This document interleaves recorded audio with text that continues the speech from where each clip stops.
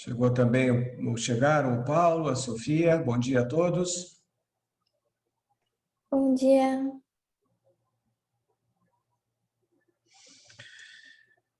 Pois bem, eu já havia prometido essa aula de revisão final, né, já que semana que vem nós vamos ter o nosso encontro, que na verdade é a nossa última, aliás, a única prova, né, do semestre. E faço questão, então, de fazermos essa revisão para ver se houve alguma, enfim, insegurança, incerteza, incompreensão até mesmo da matéria. E por isso, então, esse nosso encontro. Eu vou começar, então, desde logo. Não sei se temos alguma observação inicial de algum de vocês, tudo bem?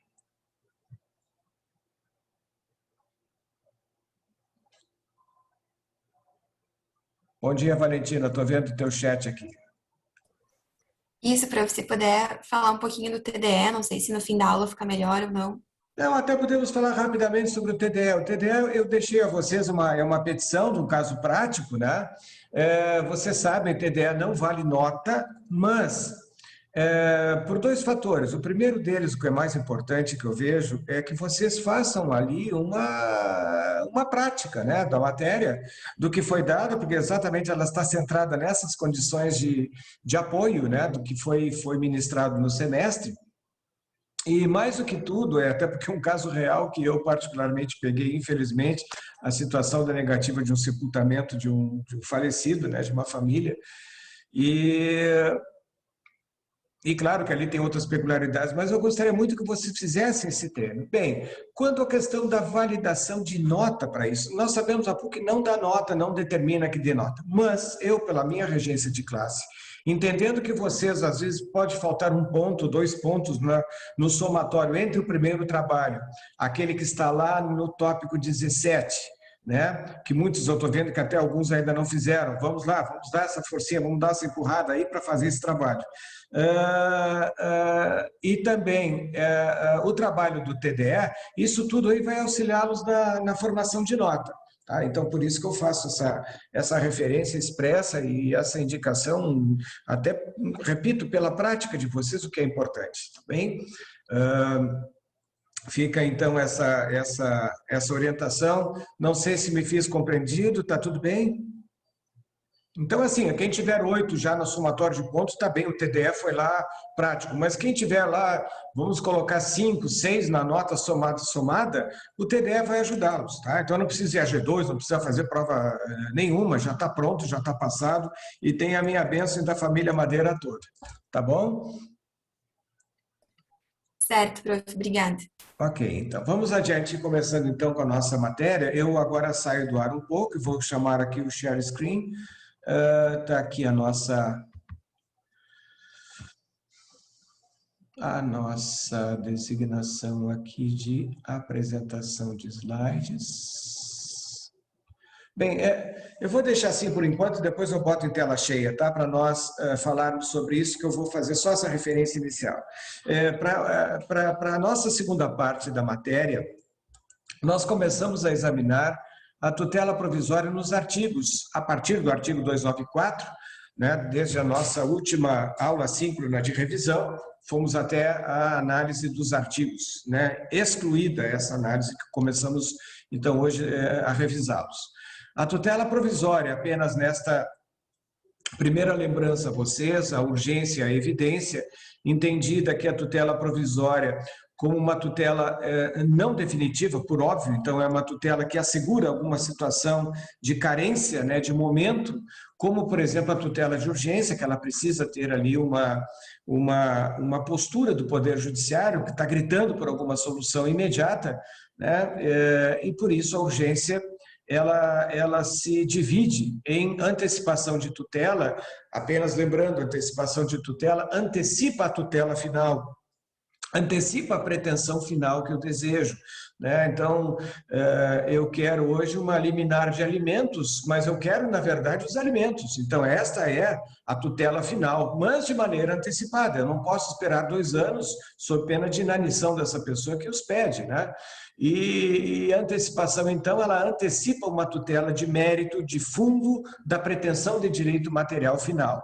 Já a tutela cautelar, já vimos e repetimos várias vezes ao longo das nossas aulas, a tutela cautelar nos fornece apoio, né? Nos fornece uma base para que a gente possa dar condições do processo principal ter aí sim uma satisfatoriedade, né? Que seja realmente uma resposta do judiciário que me satisfaça. Não adianta eu apenas fazer aqui um trabalho de ganhar uma sentença condenatória, quando eu chego ao final, eu verifico que o devedor não tem mais bens porque ele se desfez durante o processo. Ora, o que a tutela cautelar faz aí? A cautela, né? Ela me dá condições, né, para que eu consiga, mais tarde, ressarcir-me deste prejuízo com os bens suficientes acautelados já pela tutela cautelar, para que fiquem assegurados, bloqueados, arrestados, isso aí a gente vai rever hoje também, né, dentro dessa perspectiva de urgência. Eu quero hoje bloqueios, não adianta depois que o cara já vendeu, já se desfez.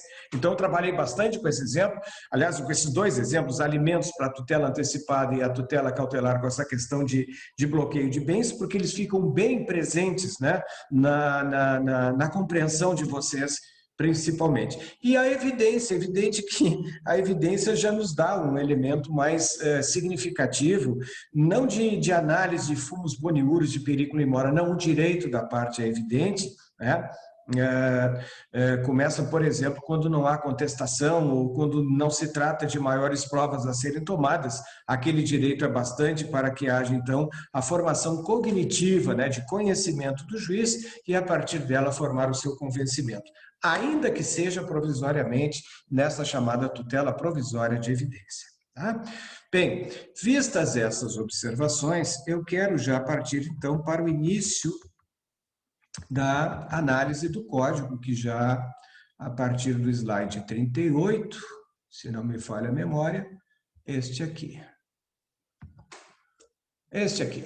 Deixa eu agora sim, vamos colocar a apresentação de slides de forma inteira aqui para nós e daqui para frente a gente parte. E, por favor, fiquem à vontade, tá? Se não entenderam alguma explicação, por favor, me perguntem, não tem problema, ou se ao final do nosso encontro quiserem fazer aí perguntas através do chat ou mesmo do nosso quadro de avisos lá do Moodle, por favor, não se constranjam com isso, tá bem? Vamos ver então, o código como é que se comporta nesta situação.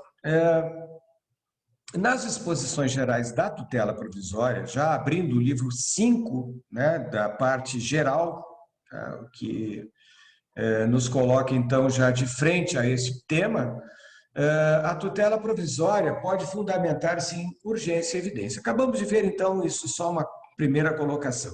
Mas vejam no parágrafo único, a provisória de urgência, cautelar ou antecipada, pode ser concedida em caráter antecedente ou em caráter incidental. Então, vejam, as duas modalidades da urgência, a cautelar e a antecipada, na tutela provisória de urgência, pode ser concedida em caráter antecedente, quer dizer, antes da ação principal, ou pode ser no curso da ação principal, né? Quando diz em caráter antecedente ou incidental, está se referindo à ação principal, à ação de fundo, aquela que eu vou, então, pretender, que eu vou buscar como uma questão de direito material, né, devida ao que eu entendo ser meu, que eu entendo ser meu de direito. Por isso, então, nós vamos ter na tutela provisória de urgência esta forma que pode ser, seja ela cautelar ou antecipada, pode ser, então, no curso da ação principal já, ou então de maneira pré-antecipada, né, de forma, então, nesse chamado caráter antecedente. Vamos ver, então, alguns comentários com isso. Eu tenho aqui uma ementa, que é do nosso Superior Tribunal de Justiça, lá de 2018, quanto a isso, e foi uma das primeiras decisões nesse sentido. Diz que, em se tratando de tutela provisória antecedente, Para emprestar efeito suspensivo a recurso, é imprescindível a demonstração do perigo in mora, que se traduz na urgência da prestação jurisdicional no sentido de evitar que, por ocasião do provimento final, não tenha mais eficácia o pleito deduzido em juízo. Então, isso é o perigo in mora, quer dizer que não pode demorar, já falamos desses dois elementos já na primeira parte do semestre, não pode haver demora na prestação jurisdicional sob perda, né, a pena dessa perda da eficácia do pleito deduzido, quer dizer, da pretensão material deduzida em juízo. Bem como fumus boniuris, que é que se reflete na viabilidade, aqui falamos, a possibilidade, né, do pedido recursal.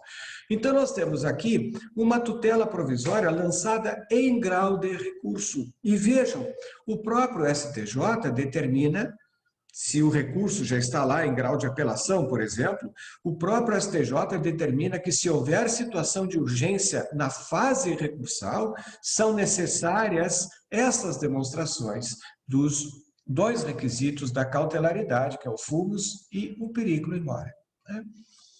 E faz, inclusive, referência ao 294, ao artigo 300, então, a inteligência desses artigos dizendo que, mesmo em grau recursal, não se descarta a demonstração desses dois elementos aí.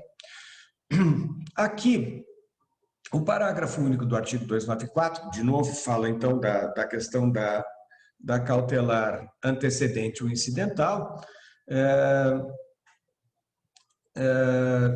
ali no terceiro tópico desse slide, diz ali, também poderá ser concedida em caráter antecedente ou incidental, pode ser requerida antes da interposição da ação, que é antecedente, ou de outro modo concedida no início do processo, ou no curso dela, que também é chamada incidental.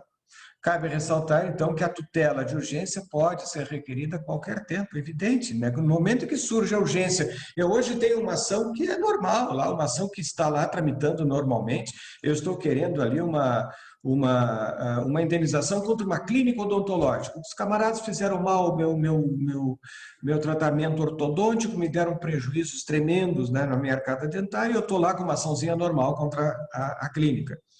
Num determinado momento, no curso da ação, eu vejo que esta clínica está se desmanchando, ela está se decompondo em termos de pessoa jurídica ou personalidade jurídica.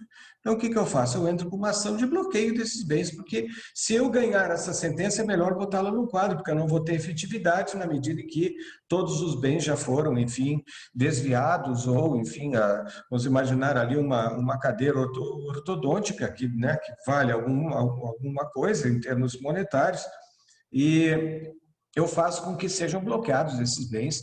É isso que eu vou tentar, então, numa tutela de urgência incidental. Por isso que diz, a qualquer tempo é possível, ainda que também na fase recursal, é possível obtermos estas chamadas medidas incidentais, já porque os processos estão em curso, tá bem? Já no artigo 295, a tutela provisória requerida em caráter incidental independe do pagamento de custos. É claro. Por quê? Porque o processo principal já está em curso e nele eu já efetuei o pagamento das custas. Então, pagar duas vezes, pagar uma ação principal e um pedido incidental, realmente seria absurdo. Então, como é feito no mesmo processo, quer dizer, o pedido é lançado nos mesmos autos da ação principal, não há razão alguma de se cobrar novamente qualquer emolumento, qualquer custa sobre isso.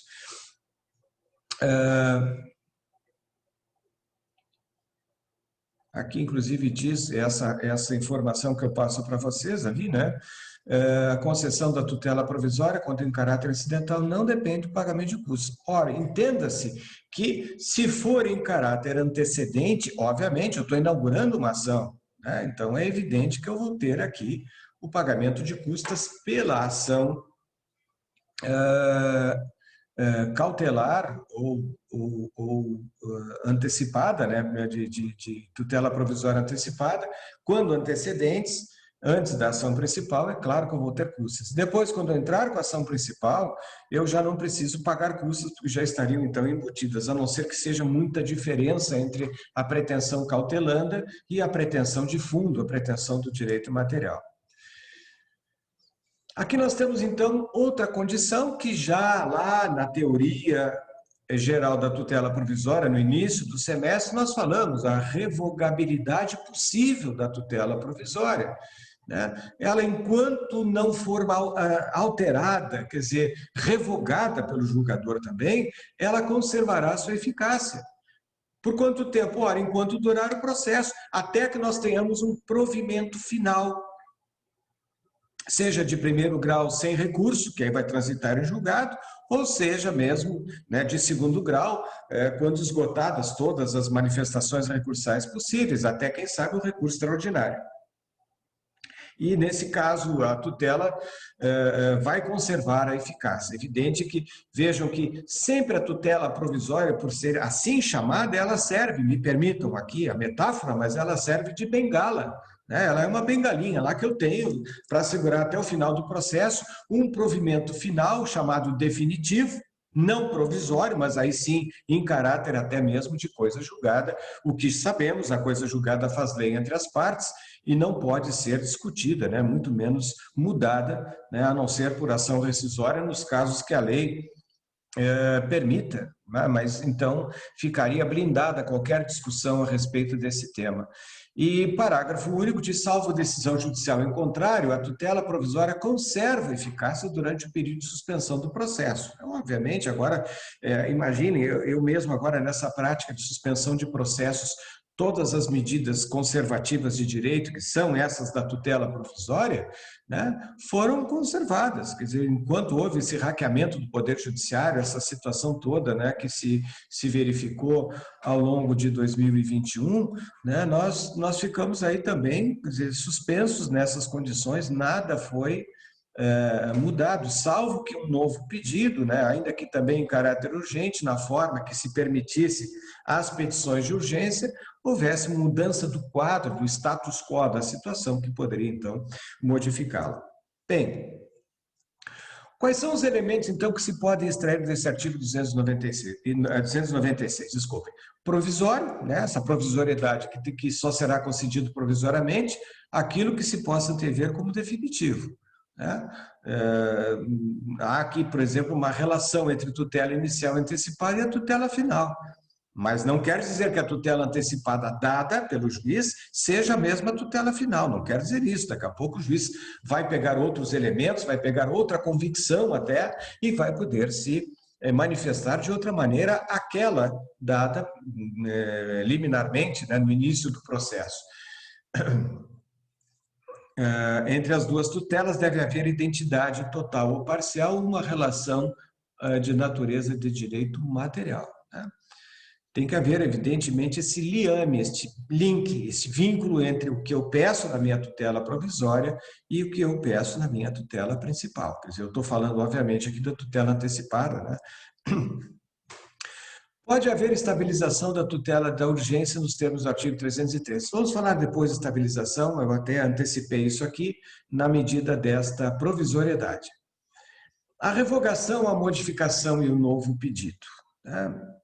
Isso aqui, na verdade, a revogação e a modificação são atos do juiz, revogar a medida dada ou modificar os termos dessa medida, né? E o novo pedido diz que só pode ser feito novo pedido se houver novo fundamento. Pai, eu não ganhei aquela liminar do juiz, vou entrar de novo. Não dá. Eu posso entrar de novo? Sim, mas através de uma nova fundamentação. Um outro fato jurídico que possa me trazer, então, a tutela provisória desejada. Mas se houve indeferimento da primeira, esta repetição me é vedada. Não posso fazer salvo novo fundamento. A suspensão do parágrafo único, né, a conservação da eficácia, já falamos, da decisão concessiva da medida até decisão em contrário, que pode, inclusive, suspender, revogar, modificar, o que for o caso.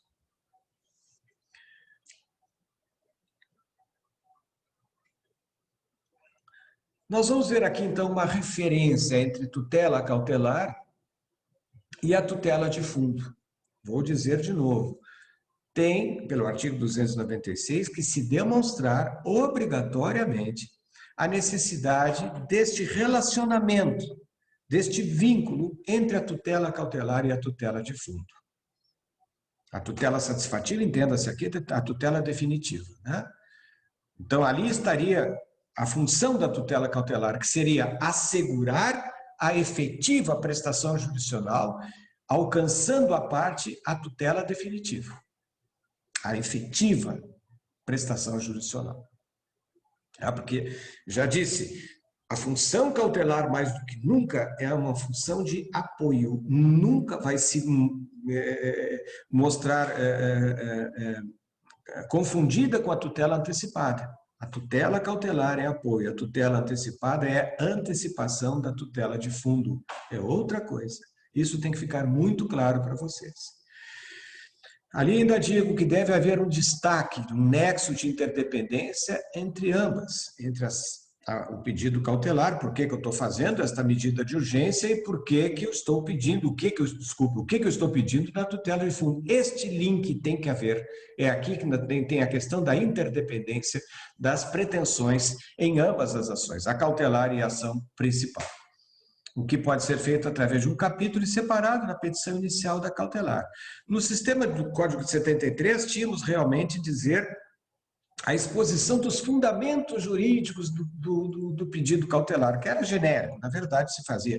Agora ficou um pouco mais específico, mas a ideia é a mesma. Nós temos que demonstrar na petição da tutela de urgência o nexo de interdependência entre aquela tutela de urgência desejada com a tutela final pretendida. Tá?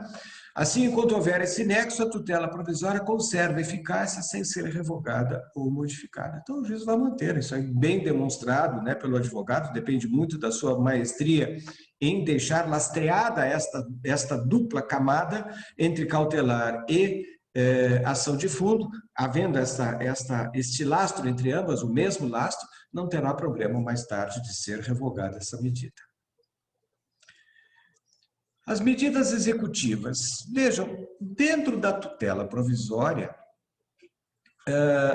nós temos medidas que o juiz defere e pode determinar aquelas chamadas adequadas para a efetivação da tutela. O que é isto? Efetivação, leia-se execução.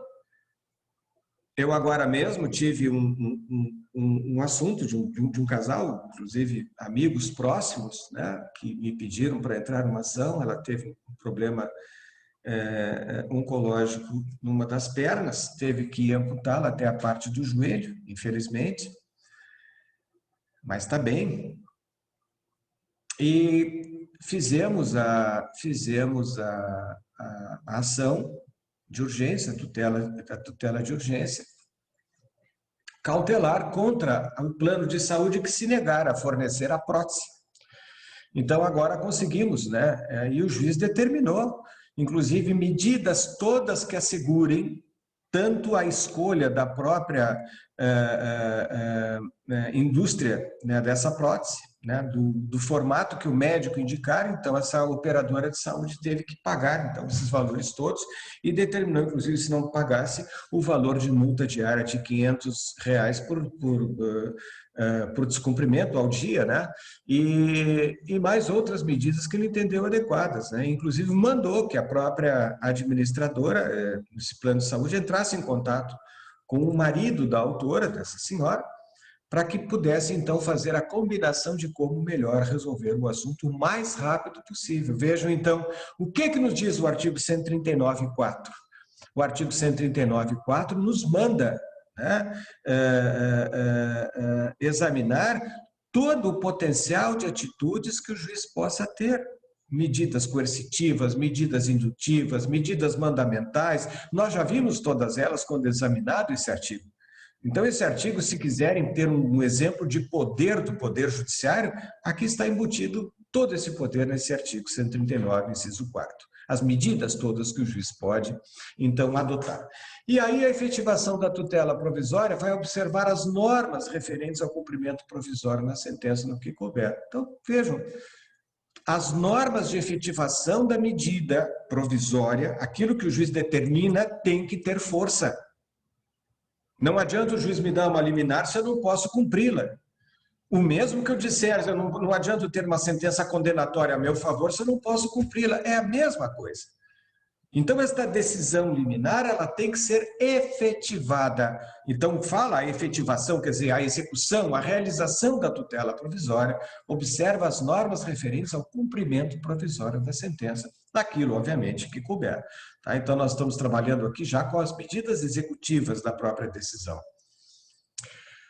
Elementos desse artigo. Não pode haver técnica diferenciada de tutela provisória em ações executivas contra a Fazenda Pública, que tem rito próprio. Então, é evidente, a Fazenda Pública, tá?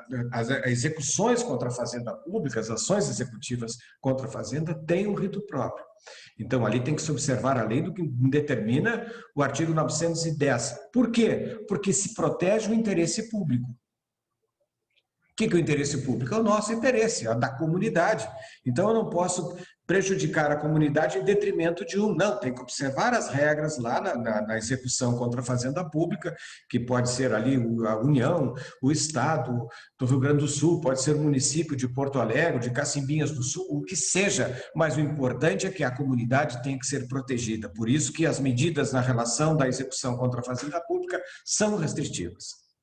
Mas não sendo isso, o resto fica, então, até quando digo ali, ó, que nos demais casos o juiz adota o emprego do meio executivo mais adequado, mais próprio para a realização do direito. Né?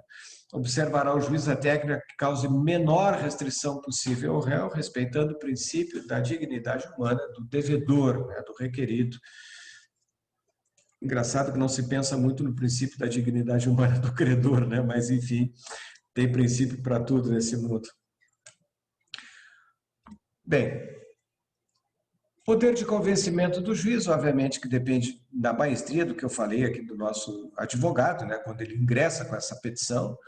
Então, na decisão que concede, nega, modifica ou revoga a tutela, o juiz motivará o seu convencimento. Então, isso aqui é uma regra clara já, nós temos definida esta regra lá já no artigo 489 do Código, que diz com todas as letras, o juiz tem que motivar quaisquer decisões que ele venha a adotar nos autos.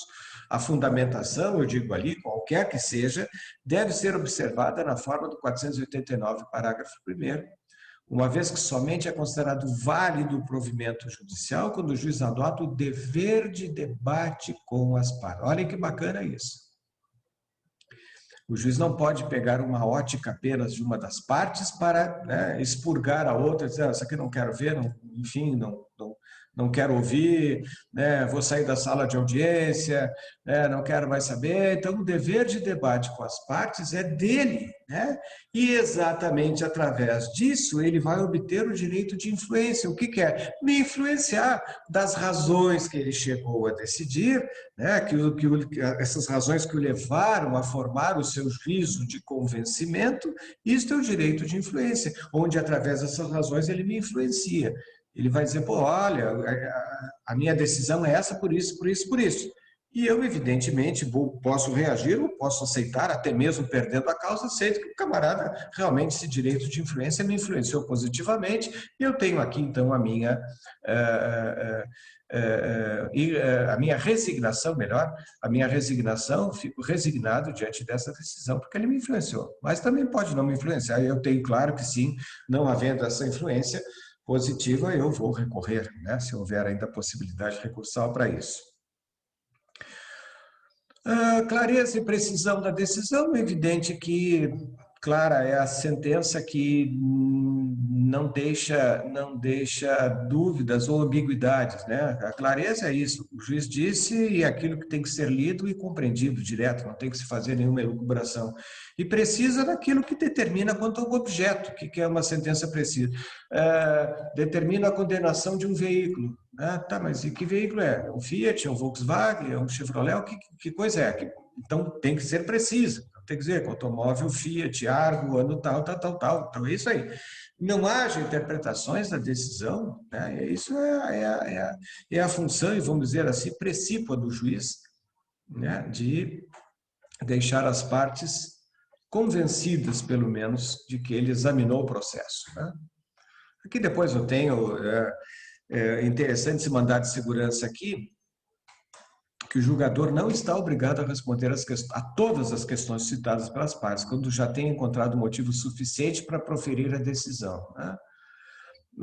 a prescrição, quer dizer, a regra do artigo 489, em confirmar a jurisprudência sedimentada pelo colégio do STJ, sendo dever do julgador apenas enfrentar questões capazes de infirmar, quer dizer, de afastar, infirmar a conclusão adotada na decisão recorrida. Então, essa a ideia é que o juiz não tenha que ver ponto a ponto, né? Mas que ele tenha no globo, né? No geral, que ele tenha no seu observar dos autos e das questões suscitadas, que ele tenha uma posição, pelo menos, de referência, né? De tudo que foi visto nos autos. Então, não precisa atacar ponto a ponto. Mas eu particularmente compreendo que sim, o 489 é muito objetivo. Ele diz que o juiz não pode deixar de dialogar com as partes naquilo que elas estão dialogando com ele, né? Aqui também outro recurso que eu apenas trago aqui, não vamos perder tempo com isso aqui, depois vocês podem dar uma olhada com mais calma. Entramos na competência da tutela provisória, né? Então, gente, é muito tranquilo. Pensem assim, a competência na tutela provisória. A referência que eu faço aos alunos, alunas, é essa. Se eu tiver uma cautelar antecipada, eu tenho que pensar assim, onde eu entraria com a minha ação principal? Tá? Onde eu entraria com a minha ação principal? É na vara de família, na vara de família de Porto Alegre. É na vara de sucessões de Porto Alegre. É na vara civil, né? É na vara dos registros públicos. Bom, se eu sei aonde a ação principal ingressa, lá é o endereço também da ação cautelar, né? Eu digo cautelar como ação de apoio, né? Porque ela vai precisar, então, de uma ação principal e uma ação cautelar. Não na tutela satisfativa, que já vimos, essa tutela antecipada, também conhecida como satisfativa, evidente que essa não teria problema, porque tanto o pedido principal como o pedido de urgência na tutela antecipada são feitos na mesma petição. Pelo menos essa observação que eu faço e a recomendação que eu também dou a todos que façam ao mesmo tempo, embora o código diga diferente, que é possível fazer essa distinção. Então, a tutela provisória será requerida ao juiz da causa, se for um pedido incidental, obviamente, ele já é o competente, ele já se tornou prevento na competência dele para quaisquer outras ações e incidentes processuais que hajam, né, no tramitar dessa ação. E quando antecedente, ao juízo competente, que seria o competente ou que será competente, para conhecer do pedido principal. A regra é essa, o juiz é o mesmo. O que vai mudar aqui é o momento. Tá? Se eu entrar com a ação da tutela provisória, né, incidental, obviamente é o mesmo juiz. E quando antecedente, quer dizer, preparando a ação principal, eu tenho que pensar onde seria o lugar que eu distribuiria essa ação principal. Lá é o juiz competente também para antecedência desta, aliás, a ação cautelar antecedente, né? Já fazendo, então, esta prévia de competências do julgador. Ressalvada a disposição especial da ação de competência originária de tribunal dos recursos, a tutela provisória será requerida ao órgão jurisdicional competente para apreciar o mérito. Ressalvada a disposição especial. Vamos ver depois. Na ação de competência originária de tribunais, o que é competência originária de tribunais? As ações que começam no tribunal. Aquelas ações constitucionais, por exemplo, aquela ação de habeas data, né? Habeas corpus, geralmente, são ações que começam nos tribunais, tanto competência originária dos tribunais. Então, se elas começam lá, e nos recursos também, se houver, no curso do recurso, um pedido de tutela provisória, será requerida o órgão jurisdicional competente para apreciar o mérito do recurso. Então, é para o próprio relator que esteja em mãos do processo, né, para ele que nós vamos pedir a tutela provisória, caso necessite. Regras de competência, então. A competência para a tutela provisória, seja antecedente ou incidente, é a mesma do juiz que apreciará a tutela definitiva. Essa é a regra, como eu disse antes. Também é aplicável às hipóteses previstas no seu parágrafo único quanto aos recursos. Mas agora vem uma questão aqui, o que o STJ e o próprio Supremo têm decidido. A tutela provisória recursal nos recursos extraordinário e especial é regida pelas súmulas 634 e 635. Né? Não compete ao Supremo Tribunal conceder medida cautelar para dar efeito suspensivo ao recurso extraordinário que ainda não foi objeto da admissibilidade na origem. Então, o processo está aqui no Tribunal de Justiça do Rio Grande do Sul. Eu ingresso com o recurso extraordinário e eu preciso de uma tutela provisória agora, porque surgiu uma situação de urgência, por exemplo, eu tenho que fazer esse pedido ao juiz do tribunal de origem, aqui no Tribunal do Rio Grande do Sul, fazendo esse pedido da tutela provisória. Por quê? Porque ainda não chegou o processo ao conhecimento do Supremo.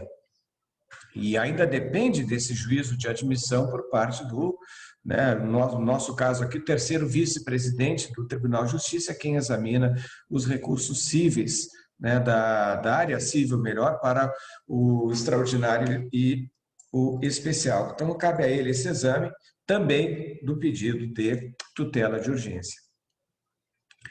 E a súmula 635 diz que cabe ao presidente do Tribunal de Origem decidir o pedido de medida cautelar em recurso extraordinário independente no seu juízo de admissibilidade. Então, aqui, essas exceções, vamos lá. Tutela de urgência, então, agora vamos entrar numa das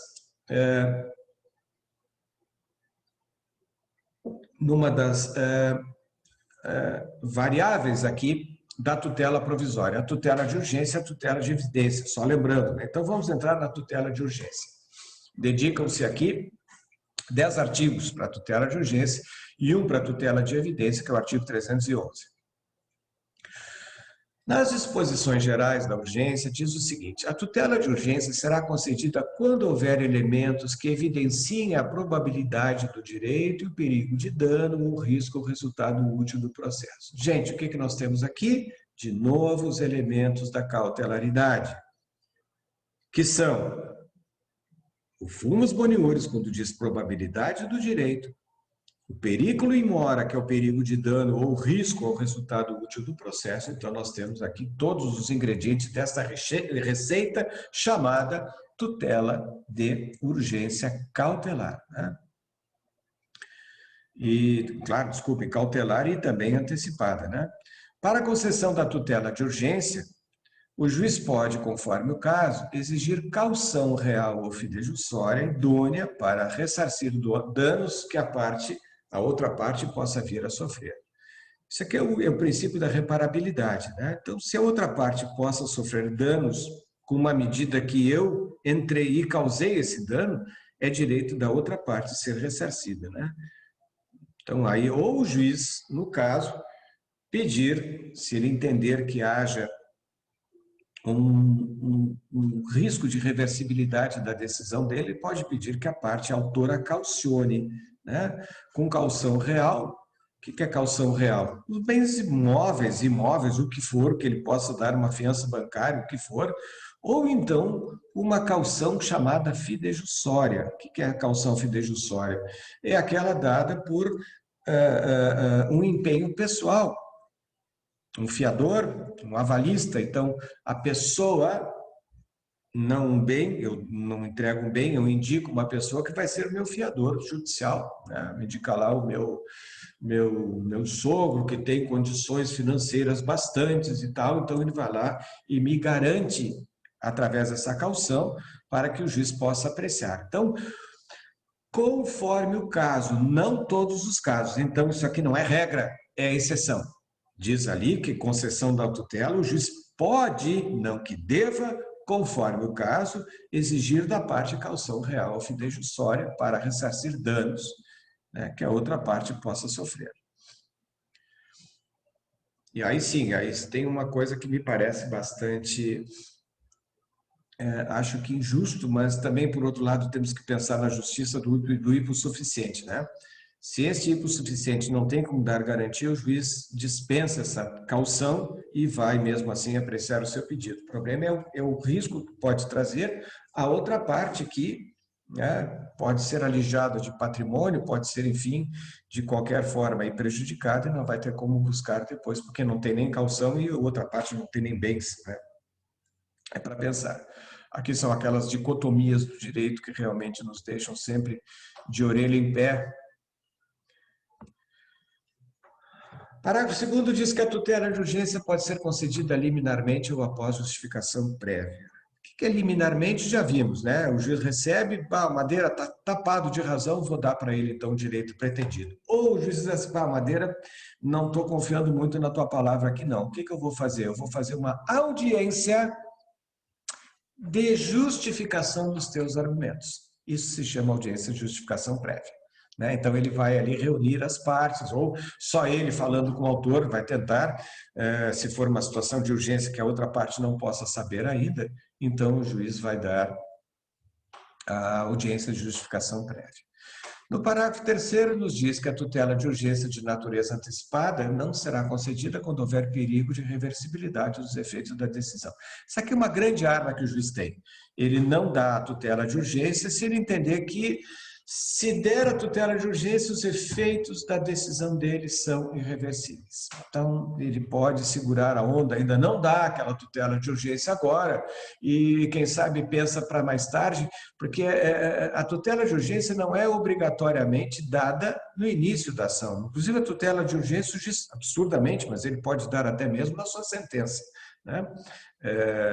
Embora aí já não seja mais urgência, mas é uma tutela provisória, enquanto houver recurso e tudo mais, ela está valendo, né? Ela está sendo gerada, né? E gerida, vamos dizer assim, de forma a surtir efeitos. Então, por isso, né, se houver perigo de se tornar irreversível qualquer dano, né, ele não concede. O grande escudo que eles têm aqui. A tutela de urgência como função atípica, seja antecipada, que é satisfativa, ou cautelar, tem um campo extenso de aplicação, pois se vincula à necessidade de proporcionar uma cobertura para todos os casos que devem ser protegidos. Esta atipicidade da tutela de urgência é proposta para servir de um poderoso remédio a todos os casos em que se afigure a urgência da medida protetiva. Isso aí é um grande remédio, eu digo sempre, lá desde o início do semestre eu venho afirmando. Vejam, não apenas na prestação jurisdicional de urgência, mas também na efetivação da prestação jurisdicional de urgência.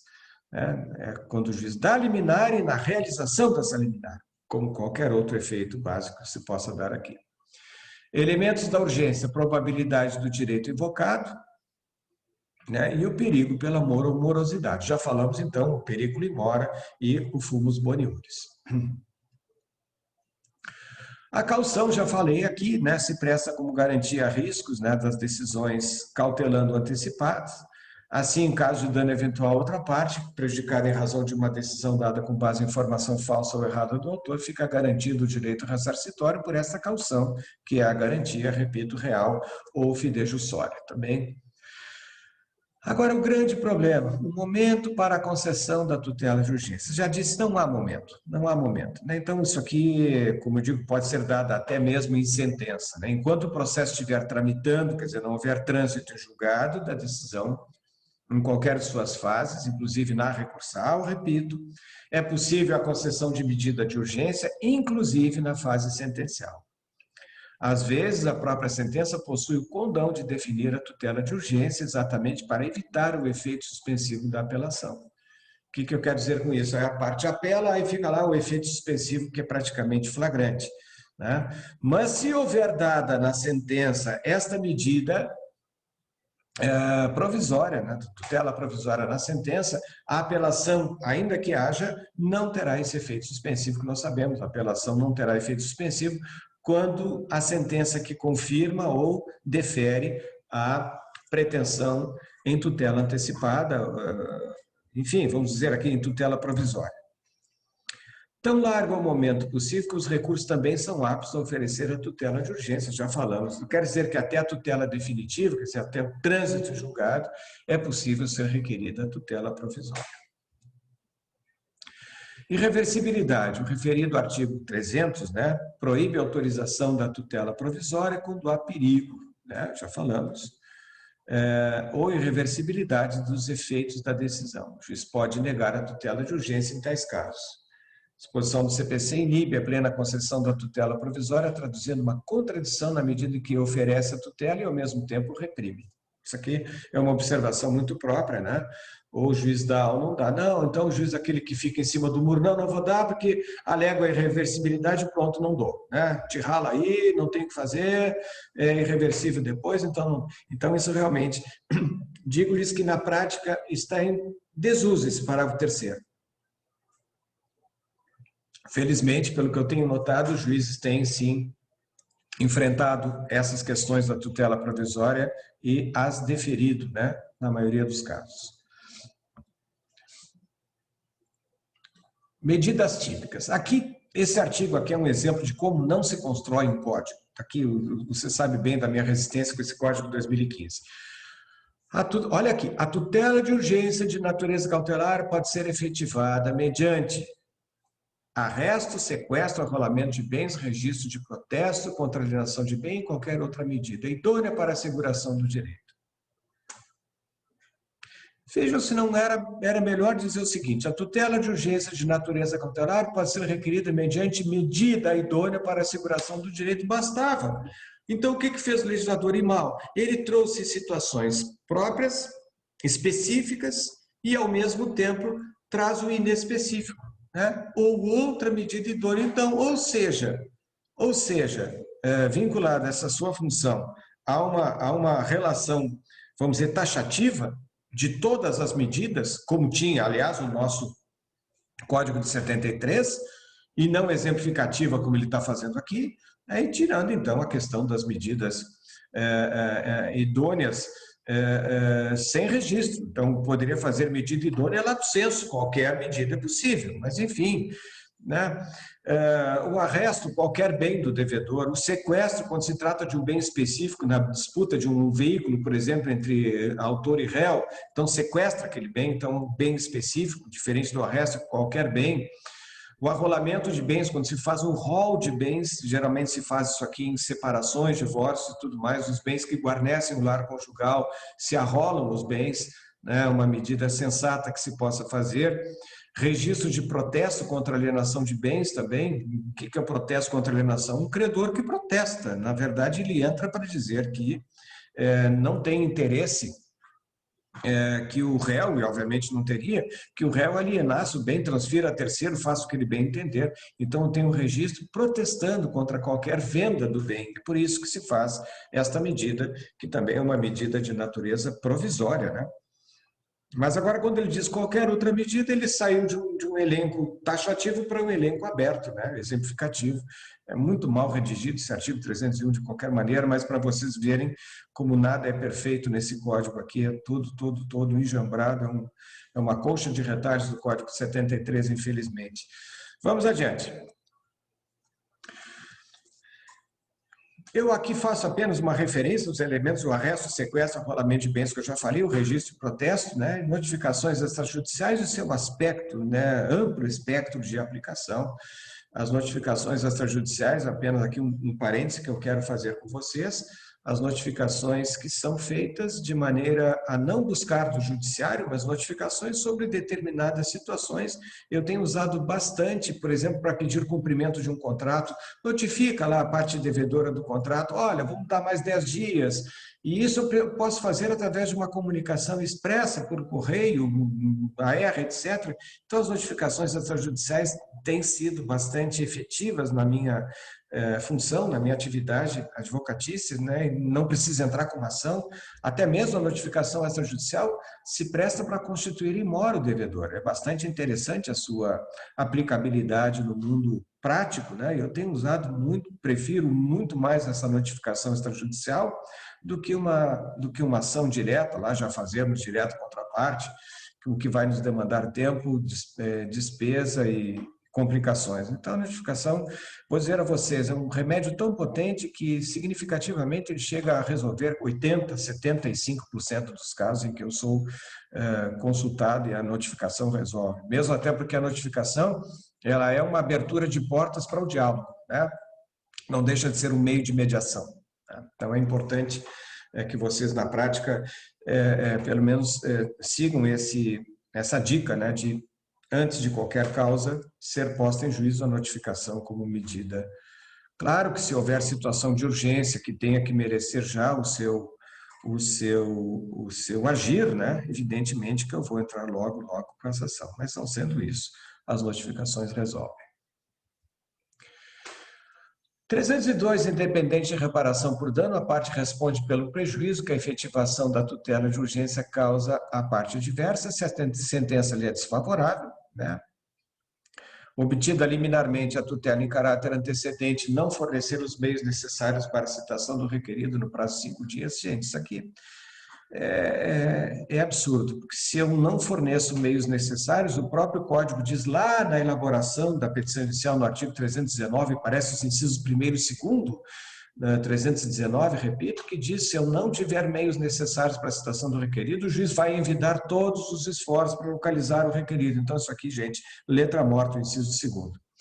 Terceiro, diz que ocorrer a cessação de eficácia na medida em que qualquer hipótese legal. Por exemplo, a eficácia foi dada e revogada depois pelo juiz. Então, né, eu vou, se houver prejuízo à parte contrária, eu vou ter que indenizá-lo. Quarto, o juiz acolhe a alegação de decadência ou prescrição da pretensão do autor, evidentemente que aqui a decadência ou a prescrição do direito material do autor. Então, não há como prosseguir na ação.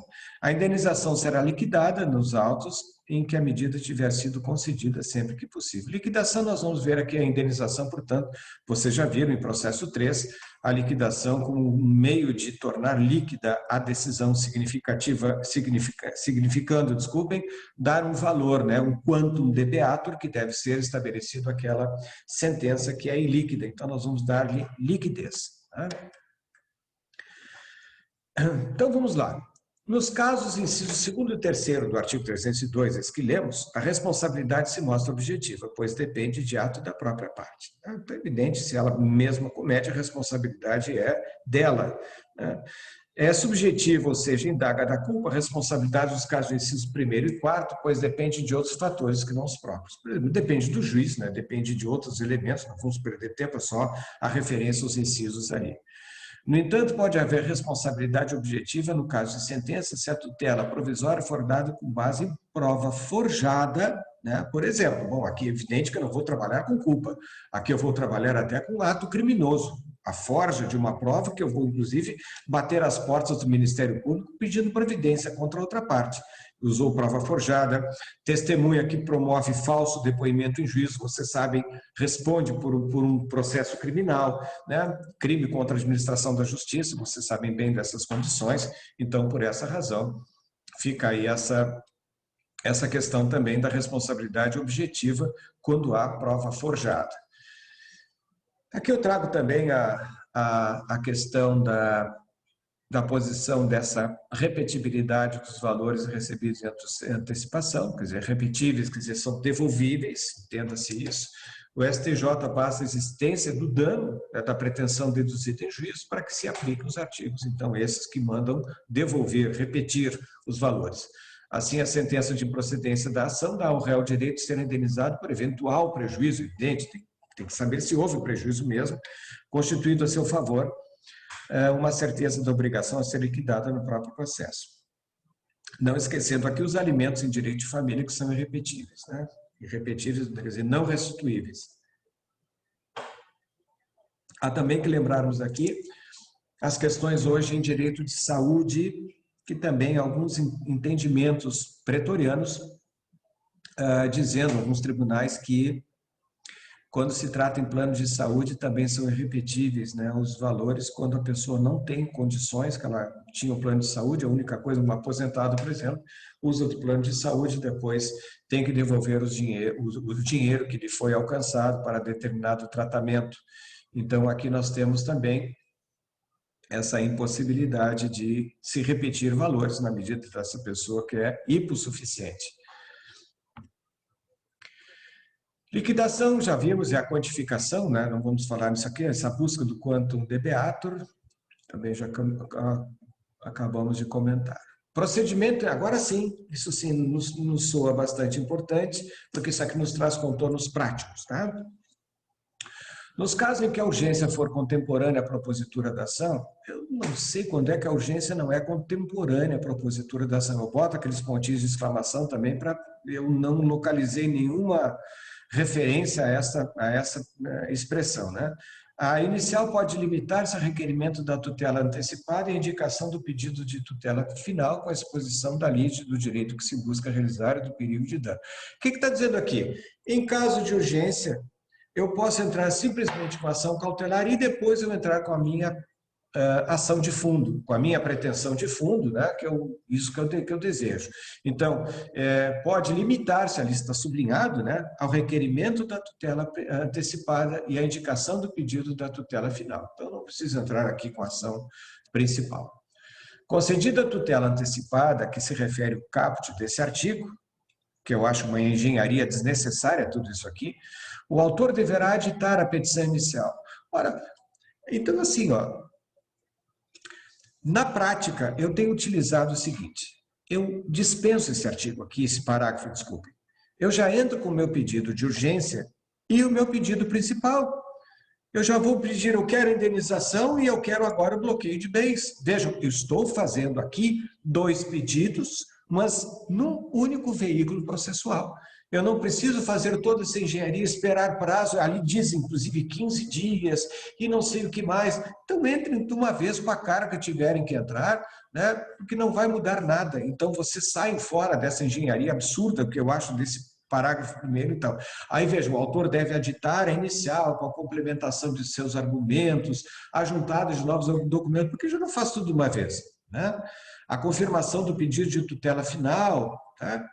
Aí o réu é citado, intimado para audiência de conciliação ou mediação, não havendo autocomposição, o prazo para contestação será contado na forma do 335, é a partir da audiência, sabemos.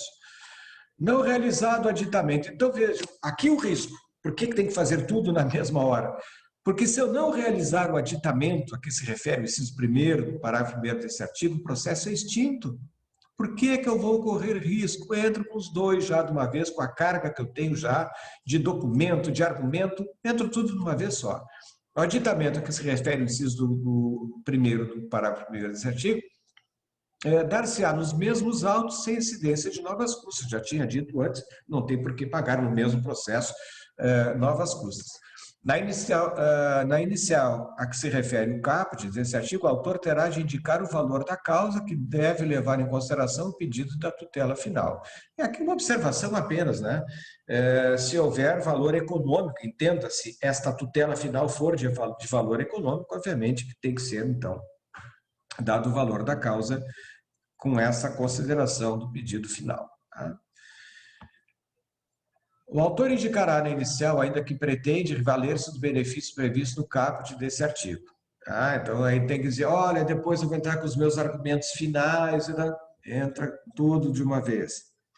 Caso entenda que não há elementos para a concessão de tutela antecipada, o juiz determinará a emenda, para mim é aditamento, da inicial em até 5 dias, sob pena de ser indeferida e de o processo ser extinto sem resolução de mérito. Também. Todas as petições iniciais podem ser emendadas ou aditadas de acordo com essas regras aí dos artigos do Código. A autonomia da tutela antecipada, já se viu, né? Limitação da pretensão à tutela apenas provisória de urgência, bastando a indicação do pedido a ser formulado na principal e será obtida a tutela definitiva. O requerimento de limitação deverá ser expresso, né?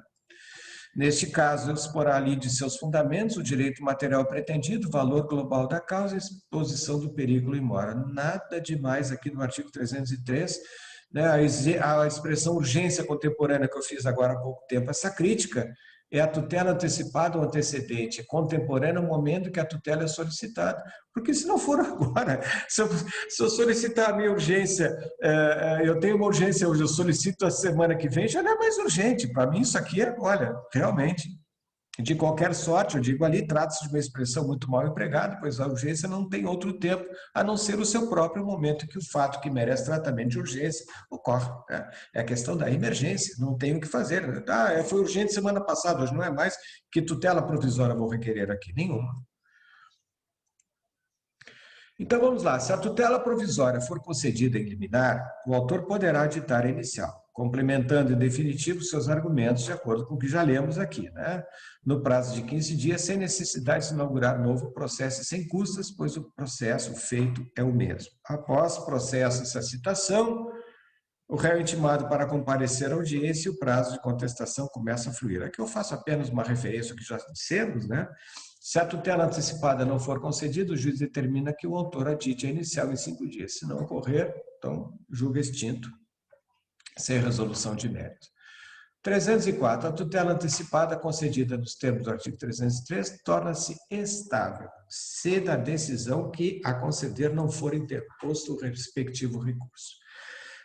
Essa estabilização, gente, primeira coisa, estável no sentido de ser estável, porque ela pode ser a qualquer tempo, já vimos, revogada ou modificada. Mas se não for interposto o recurso, e vamos mais,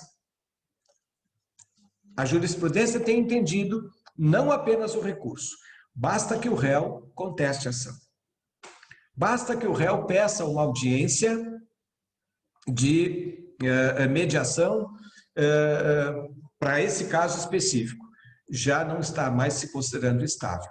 Só se considera estável quando não há recurso, quando não há contestação e quando não houver pedido de audiência de mediação ou de arbitramento. Então, nós teremos, não acontecendo isso, o ato está estabilizado. Não quer dizer coisa julgada, está bem estabilizado no sentido de se manter rígido até que haja modificação. No caso previsto do caput, o processo será extinto, né? Se não houver recurso. Qualquer das partes poderá demandar a outra com o intuito de rever, reformar ou invalidar a tutela antecipada estabilizada nos termos do caput. A tutela antecipada conservará seus efeitos enquanto não revista. Aqui está a residência da estabilidade. Enquanto não revista, ela é estável. Ela conservará seus efeitos. Enquanto não revista, reformada ou invalidada por decisão de mérito proferida na ação de que trata o parágrafo 2º. Então, vejam, o parágrafo 2º já nos traz a ação de fundo. Qualquer das partes pode demandar a outra com o intuito de rever, reformar ou invalidar a tutela antecipada estabilizada nos termos do caput. Gente, de novo, uma engenharia que eu penso particularmente, absolutamente desnecessária, toda esta formulação de questões que, para mim, é de gente que não pratica a prática, né, jurídica mesmo, a prática forense, porque isso aqui só traz encrenca para a parte que eu vou querer estabilizar. Agora vejam, qualquer das partes pode requerer desarquivamento dos autos que foi concedida a medida. Então ela foi estabilizada, a outra, o réu não recorreu, não contestou, não fez nada, está lá estável. Então qualquer das partes pode pedir, então agora, o desarquivamento do processo para instruir a petição inicial e fazer, então, esta ação de fundo, né? Querendo, então, solver este mérito que ainda está insolvido. O direito de rever, reformar ou invalidar a tutela antecipada previsto no parágrafo 2º desse artigo extingue-se, portanto, é decadência, é prazo decadencial, extingue, após 2 anos contados da ciência da decisão que extinguiu o processo. Então, eu tenho prazo de 2 anos para pedir essa validação, né, ou revisão da decisão que ficou estável. A decisão que concede a tutela não faz coisa julgada, mas a estabilidade dos efeitos só será afastada por decisão que revir esta estabilidade, reformar ou invalidar, proferida em ação ajuizada por uma das partes. Então,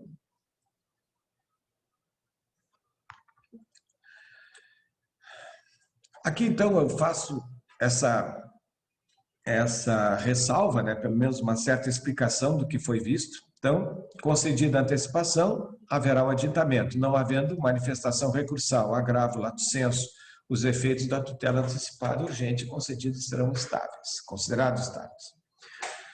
O réu tem o encargo de recorrer, admite-se no lugar do recurso, repito o que eu já disse, qualquer modelo de manifestação de defesa, como contestação ou desejo de comparecer à audiência, evitará, então, a estabilização dos efeitos da tutela.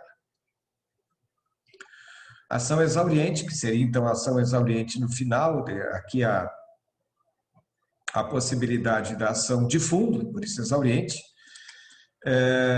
ela tem que ser proposta em 2 anos. Qualquer parte pode propor ação com exaurimento, esgotamento da cognição da jurisdição.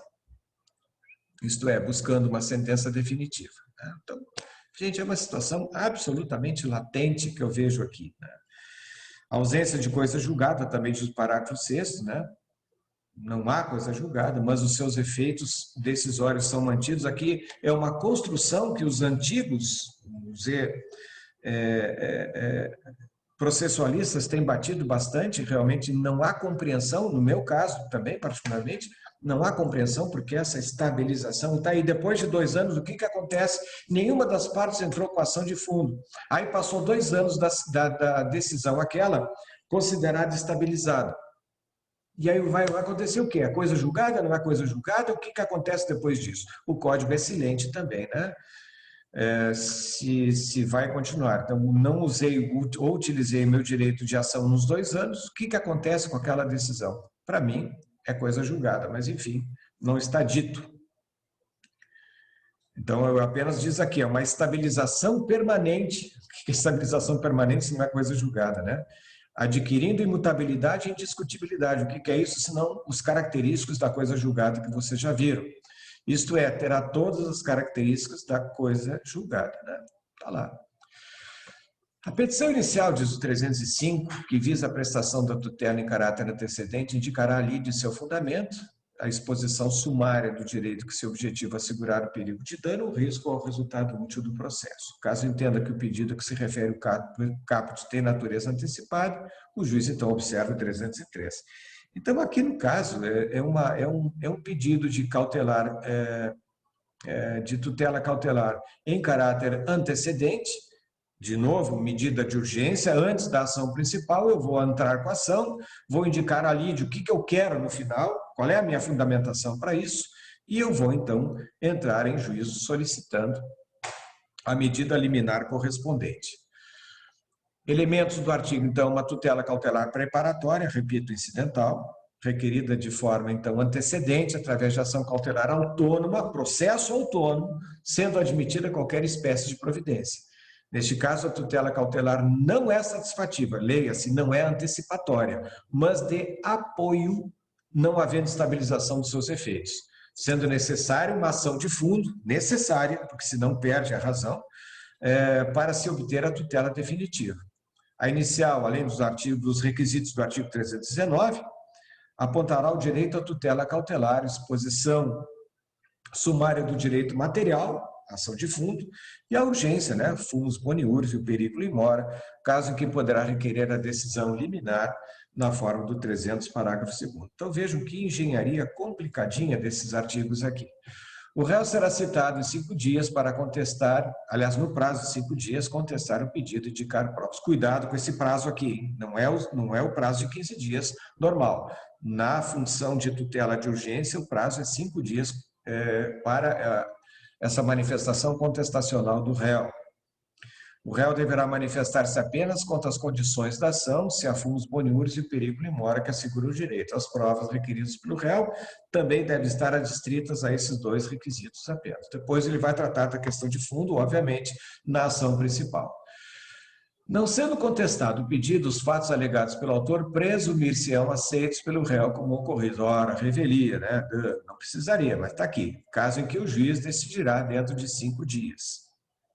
Contestado o pedido no prazo legal, se observará o procedimento comum. Então, aqui os efeitos da revelia, presunção de verdade, né? É claro que se houver necessidade de formação probatória, este caput de 307 não vale. Se precisar a demonstração de provas, não cabe decretar a revelia. Você sabe que mesmo com pedido de provas, a revelia, ainda que ela exista, não pode ser declarada, né? E aí também se procederia pelo rito do procedimento comum, quer dizer, o processo de conhecimento normal.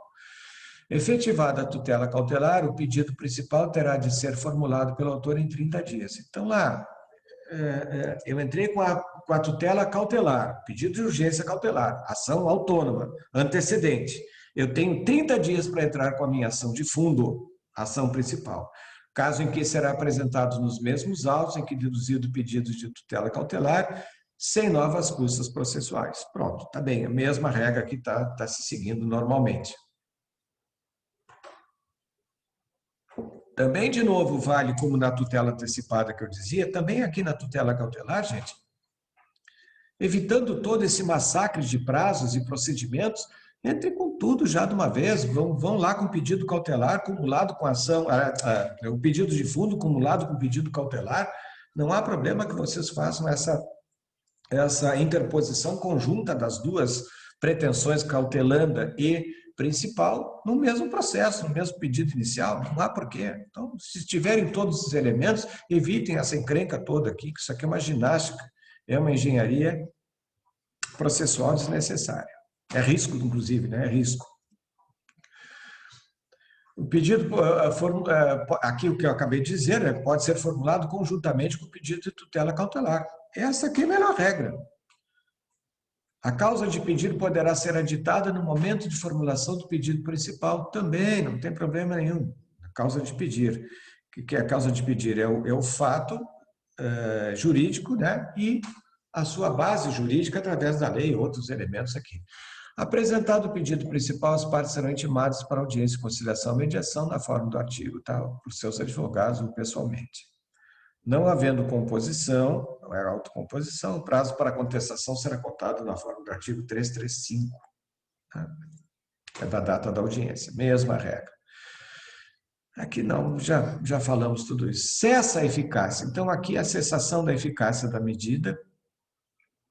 Se o autor não deduz o pedido principal no prazo legal, olhem aqui o risco, por isso fazer o pedido junto com a tutela cautelar ou a tutela antecipada.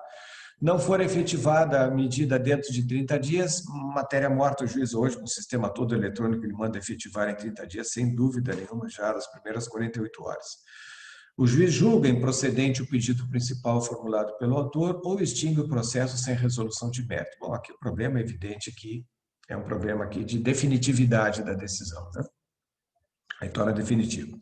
Se por qualquer motivo cessa a eficácia da tutela cautelar, é proibido, é vedado à parte renovar o pedido. Já falamos, salvo se ela tiver um novo fundamento, né? Mas quaisquer dessas características aqui, não pode a parte renovar o mesmo pedido. Outro sim. O indeferimento da tutela cautelar não obsta, não impede a que a parte formule o pedido principal. Então, aqui nós temos uma relação, embora haja uma dependência processual da ação cautelar com a ação principal, mas nós temos uma independência de conteúdos entre o pedido cautelar, que é um pedido de apoio, e o pedido principal. Então, vejam, se o juiz me indefere a liminar solicitada na tutela cautelar, não impede que eu, mesmo assim, ingresse com a ação principal. Por quê? Porque na ação principal eu vou ter mais uma elasticidade de prova, né? Na ação principal eu vou ter a formulação de outros pedidos, a dilação probatória é muito maior do que na atividade cautelar. E eu posso ter azar na medida cautelar solicitada e ter sorte na ação de fundo, ou vice-versa, ter sorte na cautelar e ter azar na ação de fundo. Aqui existe uma independência franca entre os dois mecanismos, né? E vejam, nenhum influi no julgamento do outro, diz o próprio artigo 310, salvo se o motivo do indeferimento for o reconhecimento da decadência ou prescrição. Bom, aí cai de paraquedas nos dois.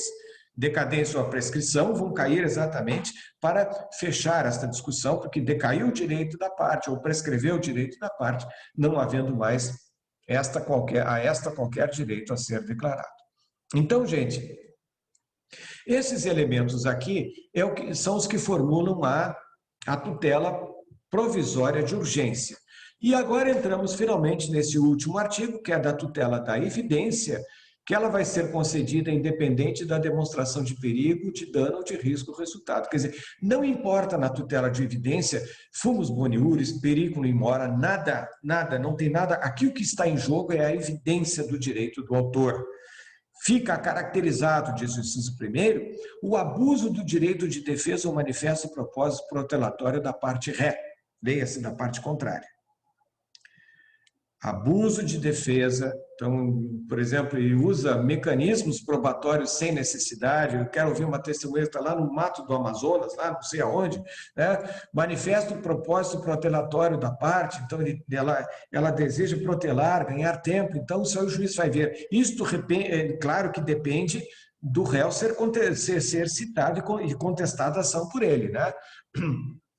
Só aí que ele vai ver.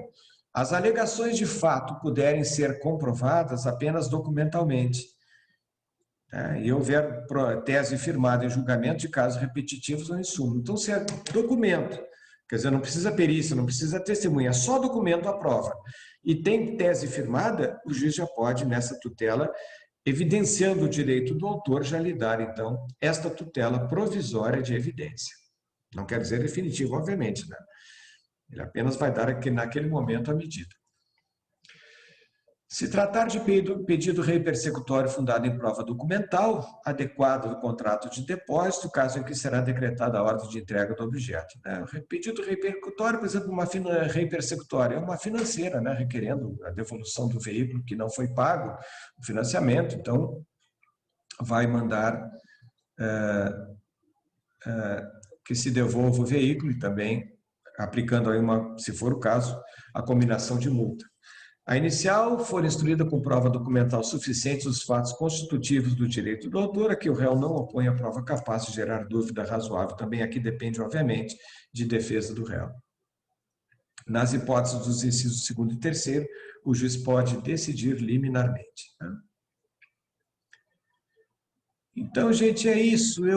Depois aqui eu faço só esses comentários que eu acabei de fazer, né? Já depois aqui vocês vão ver aqui o final. Desculpem. O final. Aqui, não teremos mais aqui, são só referências ao que eu já disse, quanto a esta tutela. Apenas essa observação final aqui. A tutela de urgência como evidência poderão ser requeridas antes ou no curso principal, quer dizer, tem as mesmas regras, mantém-se a ideia da cautelaridade preparatória ou incidental, né? Não tendo havido resistência à decisão liminar, o juiz extingue o processo acessório e permanece conservada a eficácia da medida concedida, sem existir coisa julgada, já dissemos, é o caso de estado de latência da decisão. Então,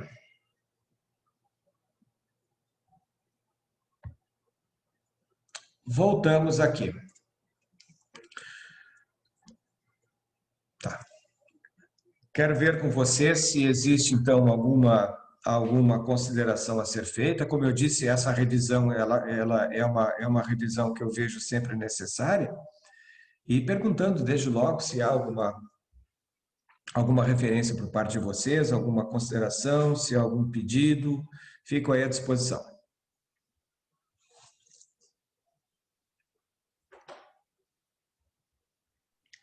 Bom dia, professor. Eu enviei uma pergunta no seu chat. Nara, deixa eu ver aqui.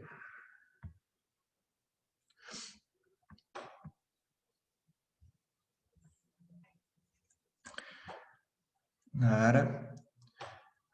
Sobre a tutela no caso de serviços odontológicos, para que se assegurava bens para uma eventual execução, me lembrei do incidente de desconsideração da personalidade jurídica, bem lembrado, que por muitas vezes acaba sendo utilizado para o mesmo fim. Então, sabendo que o incidente possui procedimento próprio, a rigor, o regime de tutelas caberiam também em sede do incidente, certo? Sim, isso é usual. Na verdade, Nara, o que nós temos aqui, a pergunta muito apropriada, né? Essa desconsideração da personalidade jurídica, ela é bastante utilizada mesmo, e ela já tem uma atividade, vamos dizer assim, cautelanda, né? Ela nos dá uma fórmula de nós alcançarmos bens do devedor, não da pessoa jurídica em si, mas dos sócios da pessoa jurídica. Ora, se eu tiver notícia de que os sócios estão desviando bens, não para dentro da pessoa jurídica, mas para outros setores, eu também posso entrar aqui com medidas cautelares, né, no sentido de bloquear esses bens desses devedores também. Então, não teria problema de fazermos as duas coisas, tanto a desconsideração da personalidade jurídica e, ao mesmo tempo, no mesmo pedido incidental, fazermos com que os bens sejam bloqueados. Nada impede disso. Vejam, o espectro de utilização das medidas chamadas de urgência, dentro da tutela provisória, é um espectro muito grande de utilização. Então, aqui, é claro que nós temos que demonstrar ao juiz esse perigo, né? Essa condição de necessidade, né? Que nós precisamos da tutela provisória já. Né? E evidente, se uma vez provado que esses camaradas estão desviando esse patrimônio, nada impede o pedido de desconsideração com a tutela cautelanda, né, de bloqueio desses valores ou bens, enfim, dos sócios. Obrigada, professor. Eu que agradeço.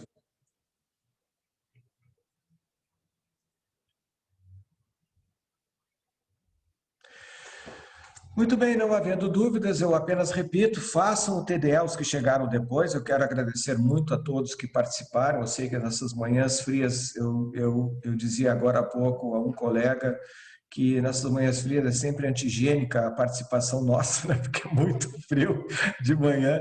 Mas assim, ó, eu quero agradecer a todos pelo carinho de sempre. Eu tenho recebido, até dando o feedback da nossa avaliação, foi muito positivo. Eu tive com a turma 459 a pontuação de 4,4 de 5 pontos, achei bastante interessante.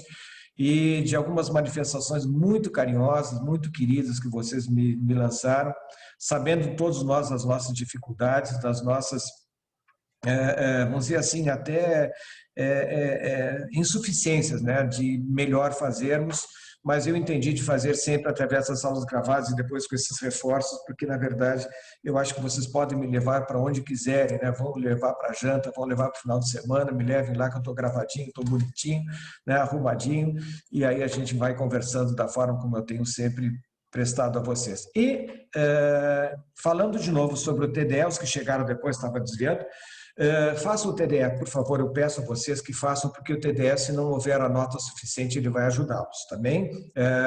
É uma prática que vocês fazem ao mesmo tempo que nós temos uma referência aí de nota, né? Enfim, de apoio para vocês. Tá bem, gente? Mas que bela manhã que eu tive hoje com vocês. Fiquem com Deus, a gente vai se vendo aí quando necessário, eu fico à disposição. Tá bem? Beijo, Nara, saudades também de todos vocês que já me conheciam, né? Eu sei que faz falta nos vermos em aula, mas logo, logo a gente vai voltar, se Deus quiser.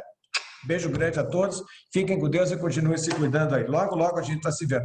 Já toma a segunda dose da vacina em julho agora, se Deus quiser. Se cuidem. Tchau, tchau. Obrigado. Tchau, prof. Obrigada. Tchau, Obrigado prof. a todos. Queridos, obrigado.